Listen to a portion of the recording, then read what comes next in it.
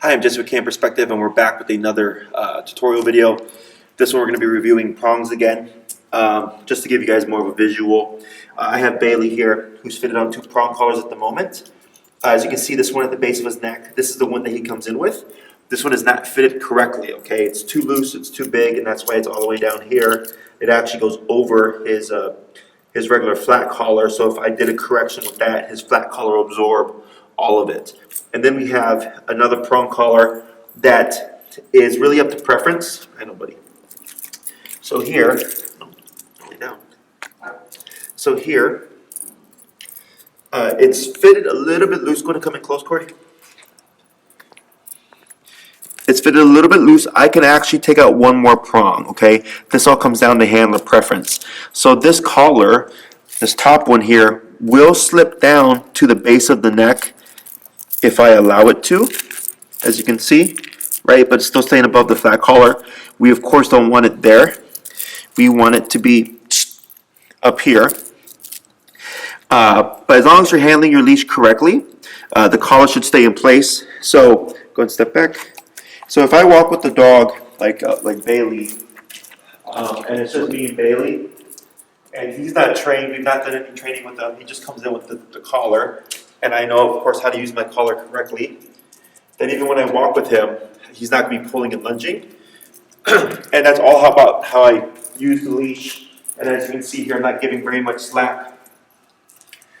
And if he goes outside of, or he goes ahead of me or a little bit past me, I can use the leash to communicate with him to stay more so in this pocket. So, and that just comes with time and practice.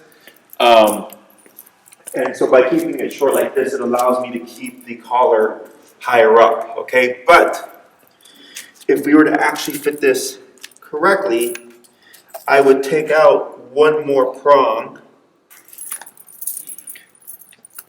from his collar here. So he's going to have 2 on one side, not including this one, and 2 on the other side. And it's going to fit a little bit more snug, but now it's going to stay on its own higher up without falling down very low. Okay, and it makes it easier then to keep the collar in place. So it's all personal preference. And I can already feel the difference. There's not as much give because I took out that extra prong. So you find what works best for your dog and yourself. What is important is that the collar is high up, of course, like so, up on the neck, just behind the jowl and behind the ears. We do not want to use it at the base of the neck because he has more pulling power because it's here, closer to his chest, and that's where dogs get all their power from. They pull in with their legs and push back with their hind legs so they can put their chest.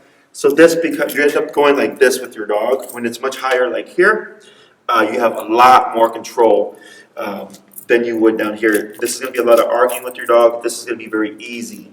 A lot of people refer to this as power steering for dogs, for leash walking with the dog. So again, very simple. You shouldn't have to do much. The collar should stay up if you're handling the leash correctly.